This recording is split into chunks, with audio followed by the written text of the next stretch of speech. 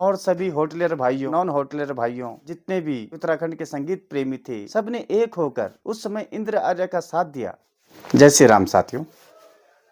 साथियों, अगर कोई आपके मुंह पर जोरदार तमाचा मार दे और जोरदार तमाचा मारने के बाद आपसे हाथ जोड़कर सॉरी कहे,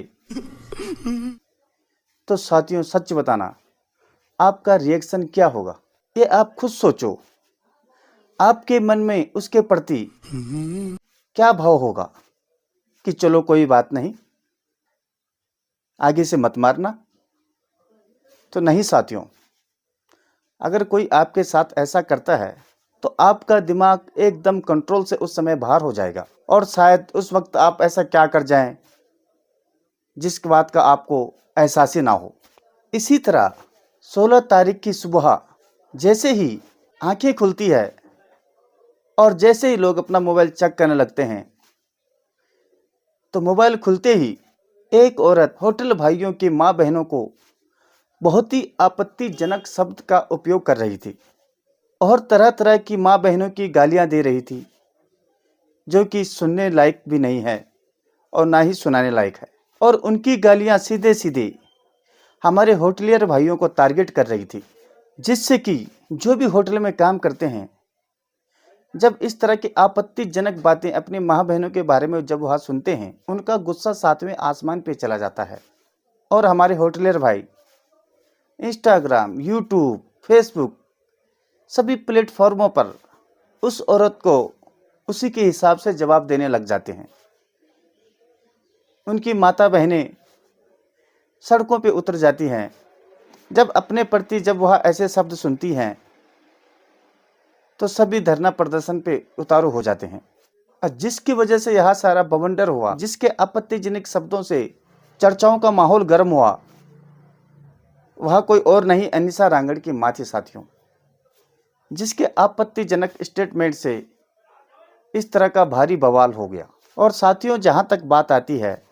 अनीसा माँ के जो बयान थे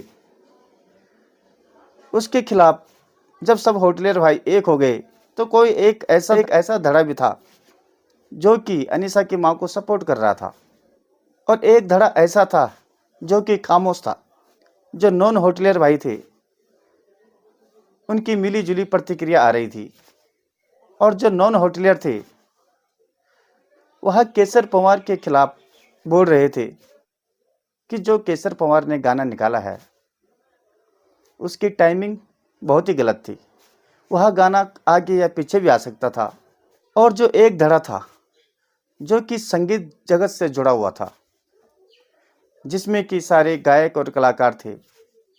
उन्होंने खामोशी बना ली थी। होटलियर भाइयों का जहाँ पे कहना था कि जिन गायकों को हमने सर आंखों पे बिठाया और देश विदेशों में हम जिन गायकों का रंगारंग भव्य प्रोग्राम करते हैं, और जब आज हमारी माँ बहन की इज्जत का सवाल आया तो सारे गायक खामोश हो गए। ऐसी इन गायकों की क्या वजह है कि हम जब हमेशा इनका साथ देते हैं, तो जब हमारी माँ बहनों की इज्जत का सवाल आया तो आज ये चुप क्यों हैं? अब साथियों चलते हैं 1 महीना पहले, फरवरी, जब 140 मिलियन वाला गुलाबी सरारा गाना चंदा कैसेट के द्वारा स्ट्राइक लगाया गया था, जो कि उस समय यूट्यूब से भी डिलीट हो गया था, जिसके गायक इंद्र आर्य थे, और सारी संगीत इंडस्ट्री निराशा में आ गई थी। और इंद्र आर्य मन ही मन बहुत टूट चुके थे, और उन्होंने सभी से अपील भी की थी कि इस घड़ी में मेरा साथ दें। और सभी होटलियर भाइयों, नॉन होटलियर भाइयों, जितने भी उत्तराखंड के संगीत प्रेमी थे, सबने एक होकर उस समय इंद्र आर्य का साथ दिया और चंदा कैसेट के खिलाफ मोर्चा भी खोला। और जब पूरे उत्तराखंड में संगीत प्रेमियों की आवाज़ बुलंद होने लगी चंदा कैसेट के खिलाफ, तो दबाव में आकर उन्होंने यह गाना फिर से यूट्यूब पे रिलीज करवा दिया और कंपनी ने अपना स्ट्राइक हटवा दिया, जिसके की लिरिक्स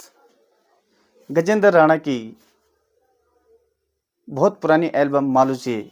इसके गीत का कंपेयर किया जा रहा था, जो कि गजेंद्र राणा के गाने मालू को भी इस कंट्रोवर्सी से बहुत फायदा हुआ था। तो जब उत्तराखंड के संगीत जगत में जब इनका साथ सबने दिया, जिसमें कि होटलियर्स भाई थे, नॉन होटलियर्स भाई थे, सबने कंधे से कंधे मिलाकर इनका साथ दिया और हर पल इंद्र आर्य के साथ कंधे से कंधा मिलाकर खड़े रहे, तो आज इनका भी कर्तव्य बनता था। जितने भी हमारे बड़े बड़े गायक हैं, चाहे वो प्रीतम बर्दवान हो, नरेंद्र सिंह नेगी हो, किशन महिपाल, गजेंद्र राणा, इंद्र आर्य इत्यादि, इतने बड़े बड़े नाम हैं जिनको कि होटल वालों की तरफ से बहुत ही बड़ा सम्मान दिया जाता है और विदेशों में इनके बहुत ही बड़े बड़े आयोजन करते हैं, मोटी रकम चुकाते हैं इनके आयोजनों की। होटलियर्स भाई पैसा इकट्ठा करके इनके लिए जब कोई कमी नहीं छोड़ते हैं, तो जब आज इन पे बन आए तो आज इनको भी इनका साथ देना चाहिए था, मगर आज इनकी खामोशी कुछ और ही कहती है, जिससे होटलियर्स भाइयों का ही नहीं, जो संगीत प्रेमी भी थे, उन सब का मन इनसे खट्टा हो गया है। साथियों, आपकी इस पे क्या राय है,